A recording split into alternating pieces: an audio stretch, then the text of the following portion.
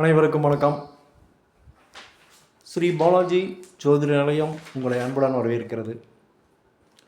இன்னைக்கு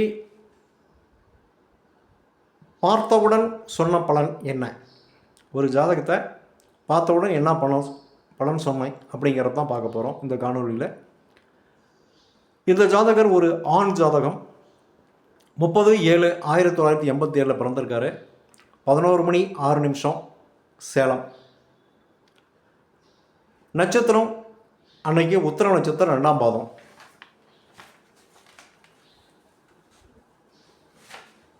அதனால் அவருக்கு கன்னி ராசி, கன்னி லக்னம்.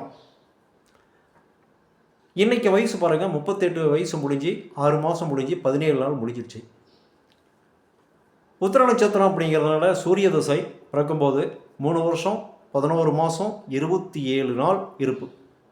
இன்றைக்கி நடக்கிறது ராகு திசையில் செவ்வாய் புத்தி. 17/8/2026 வரையிலும். உத்திரம் நட்சத்திரம் 2ஆம் பாதம், கன்னி ராசி, கன்னி லக்னம். லக்னத்திலேயே சந்திரனும் கேதும் மாந்தி. 3ஆம் இடத்துல சனி வக்கரம்.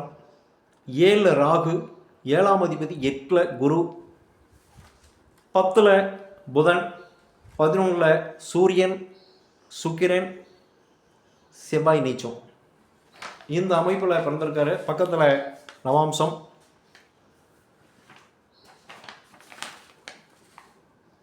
லக்னம் நிற்கிறது சித்திரை 1, செவ்வாயினுடைய சாரம், செவ்வாய் நீச்சம். அதனால் லக்னம் ரொம்ப கெட்டுப்போச்சு அப்படின்னு தான் அர்த்தம். லக்னாதிபதி புதன் 10 இருக்கார் அப்படிங்கிறது நல்லது. குருவுடைய சாரத்தில் நிற்கிறார். இந்த லக்னத்துக்கு குரு பாதகாதிபதி, மறந்துடக்கூடாது. பாதகாதிபதி சாரத்தில் 10ஆம் இடத்துல நிற்கிறார்.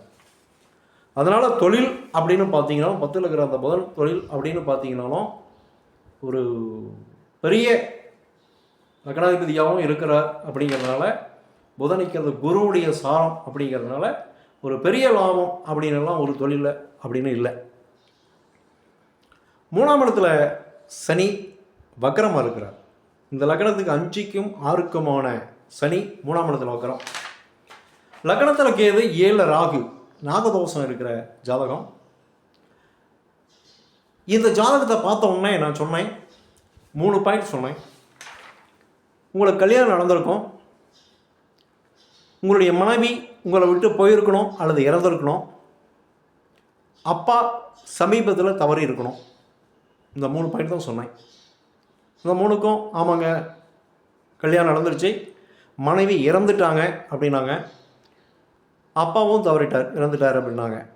சரி, இந்த 3 பாயிண்ட் மட்டும் எப்படி நான் சொல்லியிருப்பேன் அப்படிங்கிறது தான் இந்த காணொலியினுடைய சாராம்சம். பாருங்கள், கன்னி லக்னம் பிறக்கும்போது சூரிய தசை 3 வருஷம் 11 மாதம் 4 வருஷம்னு வச்சுக்கலாம். அதுக்கு அடுத்தது சந்திர தசை, அதுக்கப்புறம் செவ்வாய் தசை, அதுக்கு அடுத்தது ராகு தசை.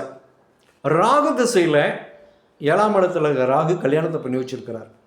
எப்போ? அந்த 7ஆம் அதிபதி குருவுடைய. ராகு நிற்கிறது சனியினுடைய சாரம். பார்க்கணும், நம்ம சனி வக்கரம். ராகு நிற்கிறது சனியுடைய சாரம். குரு நிற்கிறது கேதுனுடைய சாரம். கேதுவுக்கு 8 குரு. அப்போ ராகுவும் சரியில்லை, குருவும் சரியில்லை. ராகு திசையில் குரு புத்தியில் திருமணம் நடந்துடுச்சு. அன்னைக்கு வயசு 25 வயசில் கல்யாணம் நடந்துருச்சுங்க.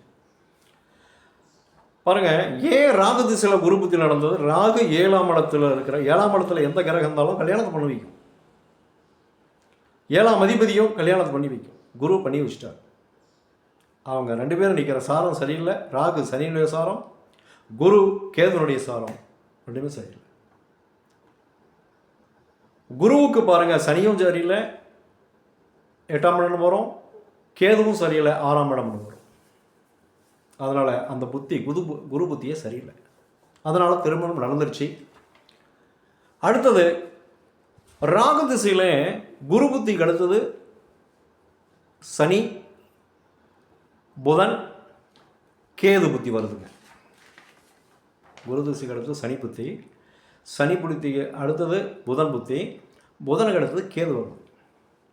கேது புத்தியில், ராகு திசை கேது புத்தியில் இவங்க மனைவி விஷம் சாப்பிட்டு இறந்துடுறாங்க. மனைவி இறப்பு, விஷம் சாப்பிட்டு இறந்துடுறாங்க. ராகு திசை கேது புத்தியில்.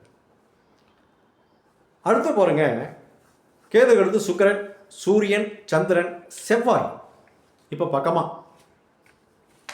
2026 ராகு திசையில் செவ்வாய் புத்தியில் ராகு நிற்கிறது ஏற்கனவே பார்த்துருக்கோம், சனியுடைய சாரம். செவ்வாய் நிற்கிறது புதனுடைய சாரங்க.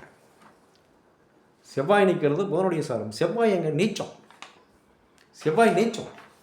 செவ்வாய் 8ஆம் அதிபதி, 8ஆம் அதிபதி நீச்சம். அதாவது 9க்கு விரயத்தில், 9க்கு விரையாதிபதி. இந்த ஜாதகத்தில் பாருங்கள், 9ஆம் இடம் அப்படிங்கிறது சுக்கிரனுடைய வீடு, ரிஷபத்தை குறிக்குது. அந்த ரிஷபத்துக்கு மாரகஸ்தானம் சந்திரனுடைய வீடு, 3ஆம் இடம். அங்கே வந்து செவ்வாய் நீச்சம் அடைஞ்சிருக்கார்.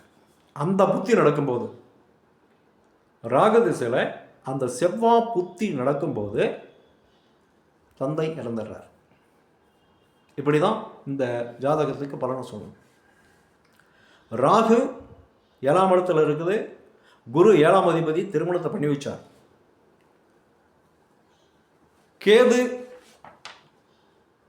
கேது நிற்கிற சாரம் சந்திரனுடைய சாரம். கேதுவும் சந்திரன் சேர்க்கை சரியில்லை.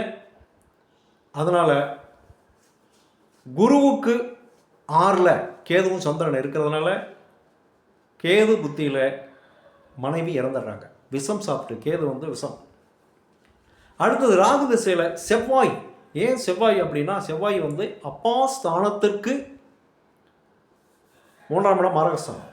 அந்த மாரகஸ்தானத்தில் எந்த கிரகம் இருந்தாலும் மாரகத்தன்மை வரும். இங்கே செவ்வாய் நீச்சம், கடுமையாக பாதிக்கப்பட்டிருக்கிறார். இந்த லக்னத்துக்கு 8ஆம் அதிபதி. அதனால் அந்த புத்தியில் தந்தை இறந்துடுறாங்க.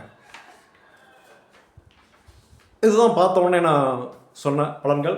அடுத்தது திருமணம் நடக்குமான்னு கேட்டாங்க. அடுத்தது செவ்வாய்க்கு அடுத்தது ராகு திசை முடியுது. ராகு முடிஞ்சு குரு திசை ஆரம்பிக்கும். அந்த குரு திசையில் நீங்கள் திருமணம் பண்ணலாம், ஏற்பாடு செய்யலாம் அப்படின்னு சொல்லி அனுப்பிச்சாங்க.